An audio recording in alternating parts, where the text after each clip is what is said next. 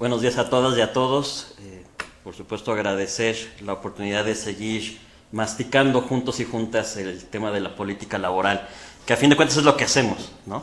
Es intercambiar preocupaciones, ideas, bien lo decía la secretaria, no certezas, sino más bien tanteos, ¿no? Muchas gracias sobre todo al Consejo de Evaluación. Creo que todas las investigaciones, insumos que han estado proponiendo a la sociedad son muy valiosos, y hay que aprovecharlos todavía más.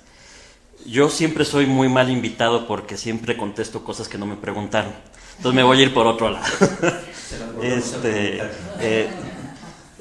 En la idea creo que vale la pena de esta misma pregunta seguirle todavía sacando más jugo, porque es muy buena esta vinculación entre reforma legislativa, reforma laboral y respuesta de políticas públicas, con este sistema tan complejo que tenemos en México de que el control realmente lo tiene la federación, pero los estados son los que viven la mayoría de las consecuencias, los estados y el Distrito Federal. Esta vinculación nunca hay que perderla de vista, porque si la perdemos de vista no resolvemos nada.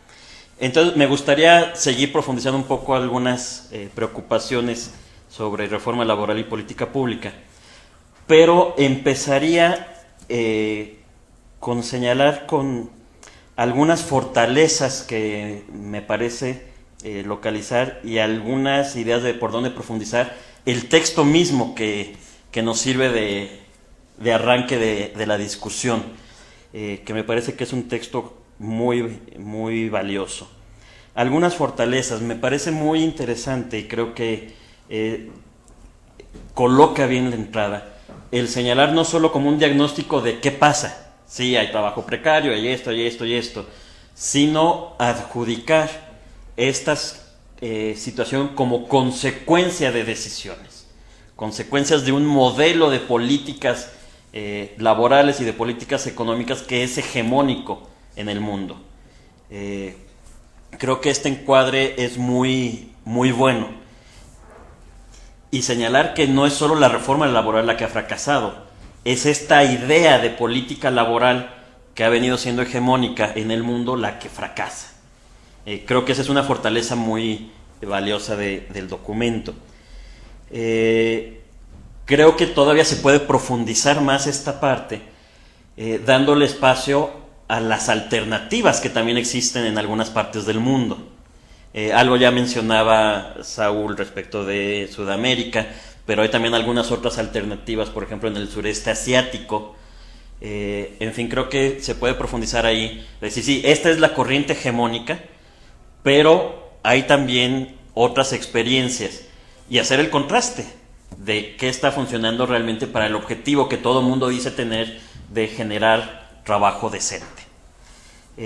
Sugeriría, si sirve, un par de estudios de OIT sobre la necesidad de reforzar las instituciones tradicionales de los mundos laborales, señalando cómo esta debilitación de la intervención del Estado, a la cual se refirió la secretaria, es señalada como la causa principal del desastre que viven millones de personas en el mundo. Tienen un enfoque muy interesante este estudio de la OIT.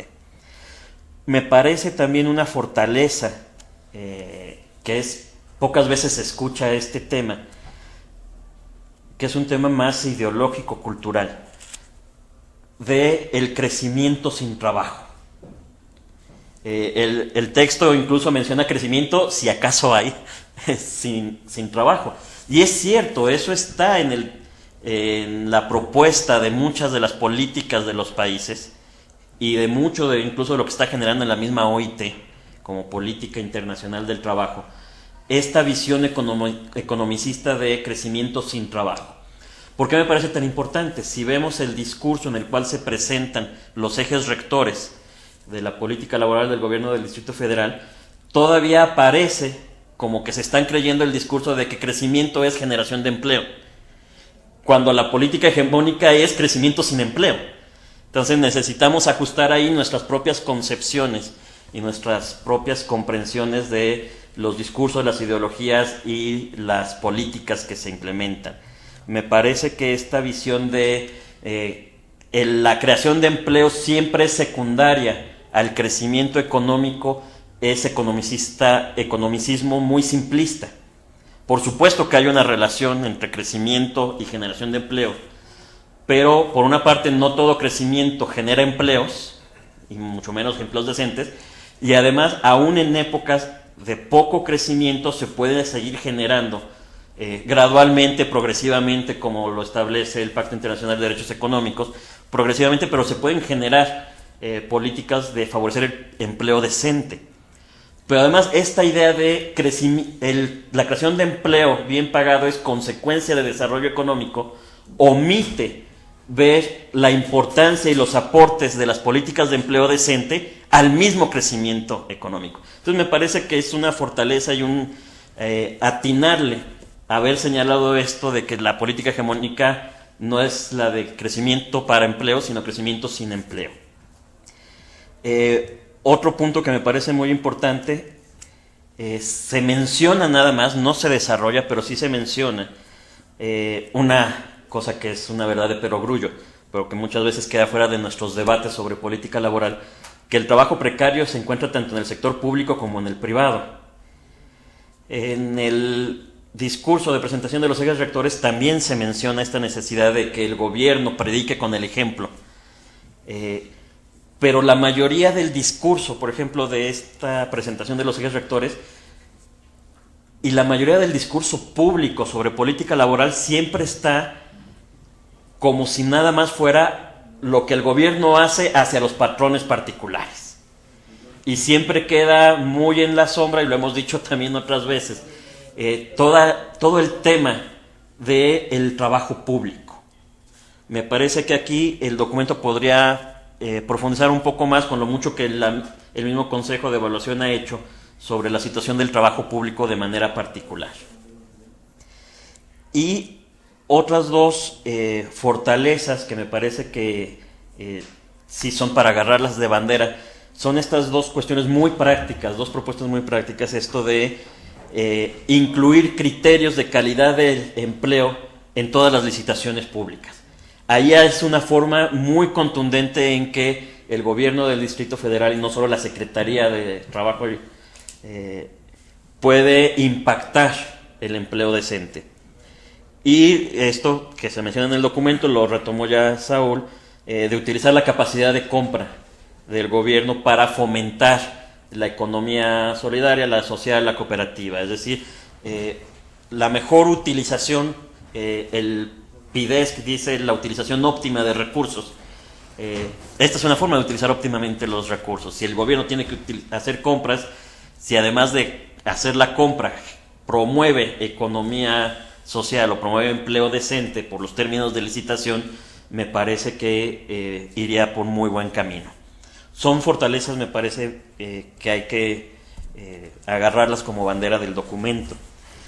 Entrando ya a la cuestión de reforma laboral, por supuesto hay inconformidad de todos los sectores, yo creo que incluso del propio sistema político, pero eso también de que es un fracaso, hay que rascarle un poco más. Una de las formas de ver la reforma laboral, y así la vemos en el Cereal, es que legalizó lo que ya sucedía en la práctica. Muchas de las cosas que cambian ya ocurrían en la práctica y por eso pareciera que no hay efectos, porque la práctica real no cambió. Pero esto es una derrota para el movimiento obrero y es una derrota para quienes creemos en la justicia y los derechos humanos, porque si bien la enorme mayoría de trabajadores y trabajadoras nunca reclamaban estas condiciones ilegales, sí había a veces, encontrábamos pequeños grupos o movimientos sindicales que demandaban legalmente la ilegalidad de las condiciones de trabajo, y con la reforma laboral, al hacer legal eso, se le arrebató una herramienta de defensa. Entonces, que no nos digan el sector patronal que no obtuvieron nada, obtuvieron esto, arrebatarle al movimiento laboral y al movimiento de derechos humanos un espacio de justiciabilidad. Y esto es muy grave y tenemos que insistir. Lo que hace la reforma laboral es legalizar las condiciones precarias. Lo segundo que me parece que tenemos que insistir en el tema de reforma laboral es que la reforma laboral es inconstitucional y es violatoria de estándares internacionales. De acuerdo al análisis que hicimos en el Centro de Reflexión y Acción Laboral, la reforma laboral viola por lo menos 28 convenios internacionales. No solo tratados de OIT, viola, por ejemplo, la forma en que ha sido interpretado el PIDESC, el Pacto Internacional de Derechos Económicos, Sociales y Culturales, en tema de estabilidad en el empleo, con la observación general 18 del Comité DESC. Una completa contradicción entre la ley y este estándar internacional. ¿Y por qué es importante señalar esto? Porque me parece que ahí hay un marco de oportunidad para un gobierno progresista de diferenciarse de otro tipo de políticas laborales. Sí, nos cambiaste la ley, pero nosotros como gobierno y nosotras como funcionarios y funcionarias estableceremos y actuaremos conforme al máximo estándar de protección internacional. De manera que esto sí nos puede marcar un diferenciarse en la forma de operar los mundos del trabajo entre un gobierno progresista y otro tipo de gobiernos. Me parece que allí hay mucho espacio para las autoridades, para las organizaciones de trabajadores, para las organizaciones sociales, pero que implica capacitarnos en estos estándares internacionales y en su aplicación. Me parece que sería muy bueno que el gobierno del Distrito Federal impulse esta capacitación en su propio personal y en los espacios de articulación en los que interviene. Dicho eso de la reforma laboral, sobre los ejes rectores, el primer punto que me gustaría tocar es el tema de transparencia y participación. Y por supuesto el tema es muy profundo y tiene varios niveles, pero simplemente si yo no soy un investigador, no soy un funcionario, no es mi vida cotidiana estos mundos del trabajo, y se me ocurre entrar a la página de la Secretaría y busco ejes rectores, lo que me aparece es un discurso político. No me aparecen los ejes rectores y no me aparecen los programas agrupados por ejes rectores, aparece un discurso político. Entro, veo el discurso, lo puedo valorar, y en la columna de la derecha, no sé si ustedes lo hayan intentado, aparecen varios vínculos y dicen programas. Entonces yo puedo pensar, ahí es donde voy a ver el detalle, y los programas que me aparecen si entro en ese vínculo no tienen relación con el discurso de los ejes rectores. No están vinculados, no están articulados, e incluso están en contradicción. Por ejemplo, en el discurso de los ejes rectores habla de el tema del trabajo informal en términos muy adecuados, de regularizar, fortalecer, hacer digno, y si yo entro en la sección de programas a trabajo informal, solo tengo franeleros. Todo trabajo informal, nada más franeleros. Y entro al programa de franeleros y encuentro un discurso criminalizador. Entonces, bueno, a ese nivel hay mucho que se puede mejorar. Pero más profundo que eso es transparentar, lo platicábamos ahorita antes de empezar con algunas compañeras y con Saúl, transparentar los procesos de toma de decisión. Esto ya lo ha apuntado un poco Saúl, que no quede como ahí una cosa muy escondida, muy elitista de quienes pueden participar en enterarse siquiera de las discusiones, ya no digamos de participar en la toma de decisiones. ¿Cómo se define? ¿Cómo se definieron los ejes rectores? ¿Cómo se definen los programas? La evaluación? Toda esta cuestión creo que se puede hacer mucho más para transparentar. A nivel federal, por ejemplo, traemos la discusión. La reforma laboral, una de las cosas en las que avanza es en el tema de transparencia sindical. Avanza algunas cosas en la información sobre el registro de sindicatos, en la información sobre dirigencias sindicales, revisión de contratación colectiva. Pero la necesidad de transparentar la política laboral es mucho más profundo que eso. Esos puntos que son parte de la transparencia todavía no los hemos conseguido en la vida real, pero no agotan todo lo que necesitamos de transparentar la política laboral. Eso como un primer tema. Uno segundo, y me voy a centrar pues, en lo que alcancé a entrar a ver, que es este discurso de presentación de los ejes rectores, que tiene cosas muy interesantes, pero también un par de cosas muy preocupantes. Una de ellas me parece que todavía no está apropiado por quienes toman las decisiones y por la mayoría de actores en el mundo laboral, esta evolución que viene habiendo de pasar de la idea del tripartismo a la idea de un verdadero diálogo social. Los mundos del trabajo no le interesan solo a sindicatos y patrones, le interesan a toda la sociedad. El discurso de presentación de los ejes rectores, cuando habla de diálogo social, es un discurso de tripartismo, del diálogo del gobierno con los sectores productivos, con los trabajadores y con los patrones. No se menciona la academia, no se menciona organizaciones civiles, no se menciona consumidores, no se menciona la sociedad.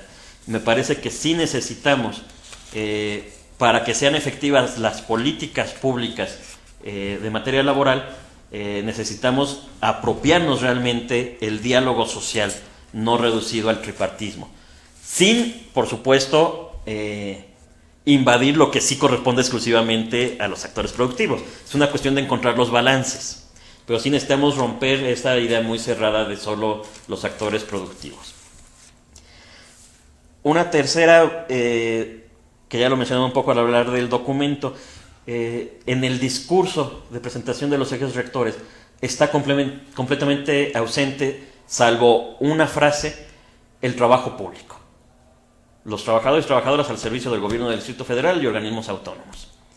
La única frase es, tenemos que dar buen ejemplo, tenemos que predicar con el ejemplo. No, tienes que cumplir tus obligaciones como patrón. No es una mera cuestión de poner el ejemplo, es cumplir tus obligaciones. Y es uno de los puntos más problemáticos de la política laboral en el Distrito Federal, la política hacia los trabajadores públicos, hacia las personas que trabajan en el sector público. Me parece que convendría diseñar un apartado específico de cómo la actual administración pretende progresivamente, gradualmente, hasta el máximo de los recursos disponibles, pero sí resolver las graves injusticias que existen en la manera en que se trata a las personas que trabajan en el sector público. Pero además me parece que es importante romper con ciertos estereotipos sociales. Platicábamos también esta campaña tan insistente en medios de comunicación de Pepe y Toño, que dice, Pepe y Toño son quienes producen el 80% del empleo en el país. Eso es mentira. Para decir eso tienes que eliminar todo el trabajo público y tienes que eliminar todo el trabajo informal, que es donde está la mayoría de la población. Entonces necesitamos romper esos discursos que nos enmascaran las realidades. Si bien el documento menciona con mucho tino que una de las estrategias que se ha utilizado es la inversión en infraestructura, en general durante mucho tiempo una de las estrategias fue el empleo público. Es peligroso y no hay que ir, tampoco estamos diciendo que la salida es ahora el gobierno tiene que volver a ser un gobierno obeso, pero tampoco debemos seguir tragándonos este discurso de reducción del gobierno, del Estado, porque el empleo público sigue siendo empleo y sigue siendo una estrategia si se sabe administrar de manera racional. Un punto que a mí me preocupó mucho a la hora de hablar del cumplimiento de los derechos de las personas que trabajan es esta orientación que dicen de promover la conciliación y desalentar el arbitraje. Como frase puede sonar interesante, pero como siempre el diablo está en los detalles. ¿En dónde se ubica la mayoría de la conciliación que hacen las juntas de conciliación y arbitraje? No es, por ejemplo, en la resolución de un conflicto entre sindicato y empresa, que ahí es muy interesante la conciliación. No es, por ejemplo, en promover un programa de seguridad, de higiene en el trabajo, que es muy interesante la conciliación. El grueso de la conciliación, de la función de conciliación de las juntas de conciliación y arbitraje, es en asuntos individuales de despido, negociando la indemnización de los trabajadores. El efecto real de esa conciliación es orillar a las personas que trabajan a renunciar a lo que les corresponde legalmente. Y eso parece que es lo que se está promoviendo que se haga. Eliminar, reducir los juicios en las juntas fortaleciendo, convencer a los trabajadores a renunciar a la indemnización que les corresponde. Hay que entrar a ver a detalle qué es lo que se quiso decir con esta frase, pero conociendo cómo opera realmente la conciliación, si no se tiene cuidado, lo que se promueve más bien es precarización. Entonces sí, de entrada sí es bueno, pero tiene que llevar ciertas condiciones para asegurar que el efecto sea realmente positivo y no simplemente abaratar los despidos. Bueno, ya mencioné esta cuestión de trabajo informal. Traemos algunas discusiones que pueden ser interesantes.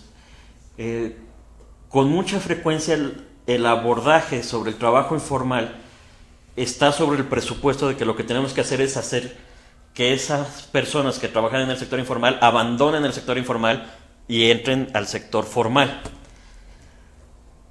Una forma alternativa de verlo es, ¿y si ampliamos nuestro concepto de trabajo para que cubra todo trabajo? Es decir, ¿por qué es tan negativo el trabajo informal? Algunas expresiones, bueno, para empezar, el trabajo informal es una categoría que cubre demasiadas experiencias muy diversas. Entra en trabajo informal si un trabajo donde realmente yo no tengo un patrón. Es difícil entrar ahí, conceptualizarlo como trabajo formal. Pero hay otras muchas experiencias donde trabajo informal realmente es simulación jurídica de una verdadera relación de trabajo. El abordaje tiene que ser completamente diferenciado.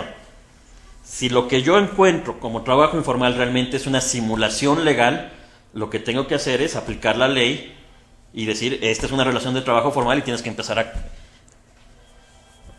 En estos otros aspectos más problemáticos, donde sí efectivamente no hay un patrón y no hay una subordinación, que es el esquema tradicional del concepto de trabajo, a lo mejor la salida, nosotros estamos explorando en el serial, la salida sea más bien cambiar y flexibilizar nuestro concepto de trabajo.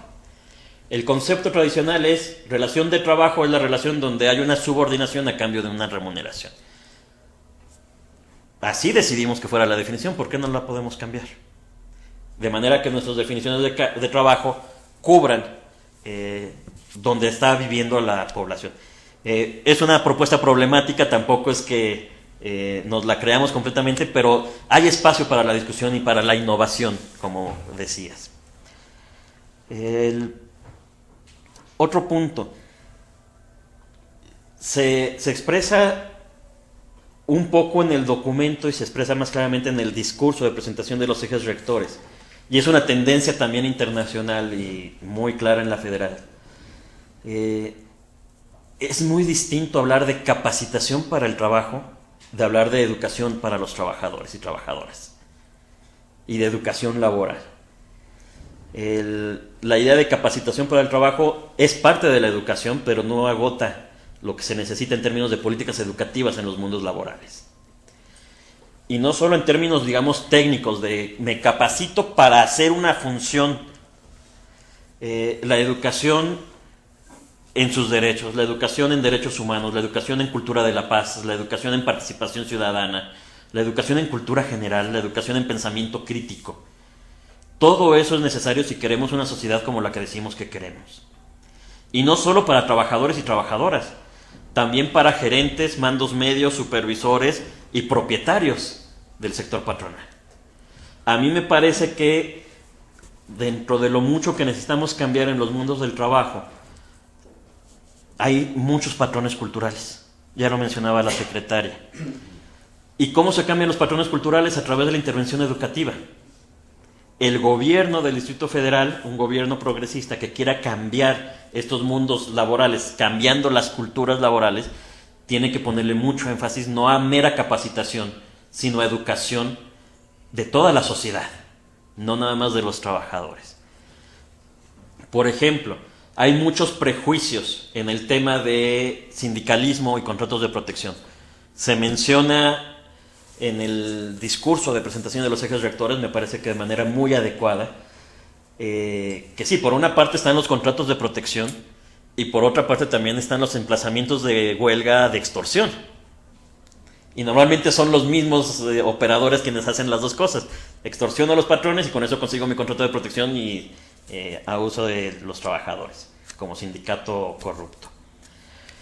Esto va generando una serie de prejuicios en los trabajadores contra el sindicalismo, identifican sindicatos corrupción, en los propios patrones, en las propias autoridades, y requiere una intervención educativa, de manera de diferenciar lo que son prácticas corruptas de lo que es un derecho humano de toda persona y de la sociedad. Entonces me parece que sí se puede ampliar mucho todo este tema.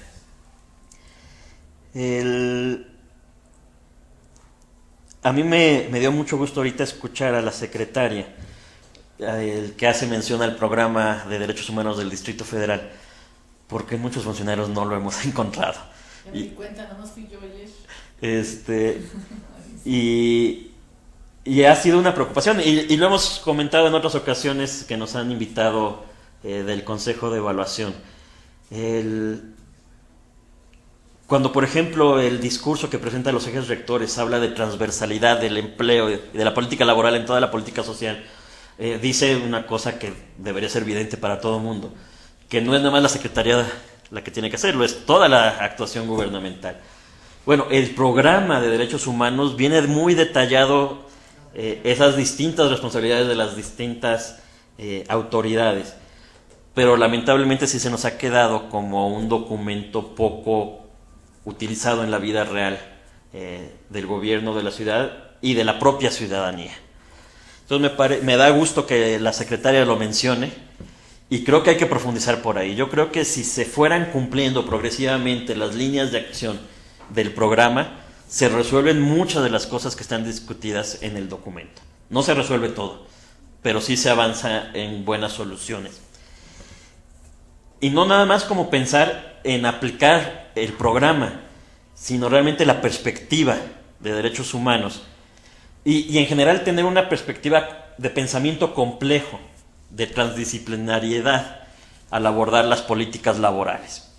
De manera que rompamos con esta visión que predomina muchas veces de economicismo mecánico, ¿no?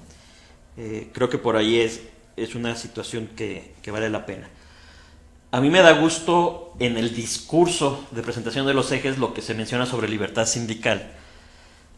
Por supuesto, de lo que estamos pendientes desde que se vuelva realidad en la operación de la ciudad. Es decir, y no solo, digamos, ahora sí que hablando con el discurso de derechos humanos, no solo de que el gobierno respete la libertad sindical en la Ciudad de México, sino que la promueva activamente a través de intervención cultural, a través de intervención educativa, a través de modificaciones institucionales, porque sí estamos convencidos, y así lo muestran estudios de la Organización Internacional del Trabajo, que cuando hay un sindicalismo auténtico y hay verdadera negociación colectiva, muchos de estos temas se pueden destrabar realmente, y por lo menos se tiene una capacidad instalada mejor para responder a los retos económicos que sin duda agobian a la ciudad. Gracias.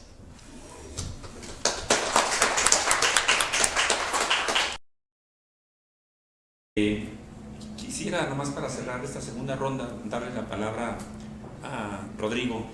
Y como tú dices, yo hago la pregunta y tú sabes qué tema contestas. No, tú abordaste bastante a fondo la parte de los ejes rectores. Creo que fuiste bastante preciso en donde coincidías de las bondades que tiene, pero de las carencias que estas presentan. Y sin embargo, estas ejes rectores, si uno los visualiza como, o si los visualiza desde un sector y lo quiere uno ampliar desde un enfoque transversal, y me refiero a transversal cuando todos llevan a un mismo objetivo. Una de las políticas centrales de los gobiernos es, pues obviamente, el tema de la pobreza. El tema de la pobreza tiene también sus ejes rectores o sus dimensiones, y varias de estos elementos que aborda la política laboral van enfocados hacia allá. Si tuviéramos que decir que la política laboral con un enfoque transversal dirigido hacia aminorar la pobreza, ¿qué sexto o séptimo eje le agregarías a estos ejes rectores que presenta el gobierno del Distrito Federal? Sí, gracias. Es muy interesante la pregunta. Y retomando esto, que sí, cuando uno no está en la toma de decisiones es muy fácil hacer propuestas. Y es parte como de la construcción. Yo creo que primero sí, reiterar mucho el cambio que significa en discurso y en la medida en que se traduce en hechos en la realidad, el decir que la política laboral debe ser el eje. Sí es un cambio radical. Algo que hemos dicho en años anteriores y evaluando administraciones anteriores del gobierno del Distrito Federal, era que desde la mirada laboral es donde menos se diferenciaba un gobierno que se dice de izquierda frente al resto de la política pública en México. Es decir, decíamos, la política laboral del gobierno del Distrito Federal es la misma que la federal y es la misma que la de Guerrero y es la misma, y era una de las críticas fuertes que hacíamos. En la medida en que ya como discurso y que se vaya empapando a la toma de decisiones, a la operación cotidiana de gobierno y de la vida de la ciudad, esta noción de que la política laboral sea el eje, sí hay una diferencia significativa y creo que tenemos que evaluar, participar en el proceso de que se haga realidad. Y yo creo que justamente ese sería el sexto punto o el sexto eje, el tema no solo de diálogo, de participación y de fortalecer los espacios de participación que hay y de incluir la mirada laboral en los distintos espacios de participación social que existen en el gobierno. Este es un tema que le toca a toda la administración pública en el Distrito Federal, es una preocupación muy seria del Consejo y es una preocupación muy seria de varias organizaciones, cómo se vienen delimitando, se vienen debilitando, cerrando espacios de participación social en la ciudad. Y cómo los que existen empiezan a perder eficacia por muy distintas razones. En la evaluación que hizo el Consejo se daban algunas razones muy significativas. Retomar la cuestión de la participación social como un espacio donde toda la sociedad nos escuchemos, nos eduquemos y nos retroalimentemos para hacer realidad esta intención de transversalidad de lo laboral a toda la política social del Distrito Federal. Me parece que merecería explícitamente ser mencionado como un eje rector. Pudiéramos entender lo que es parte del diálogo social, pero yo creo que la mirada propia, los discursos, las prácticas, herramientas y experiencias como participación social valdría la pena como darle un espacio específico. Muchas gracias, Rodrigo. Pues ahí está la propuesta, seguramente a nosotros también nos ayuda para el momento en que estemos haciendo esta reflexión final en torno a nuestro balance.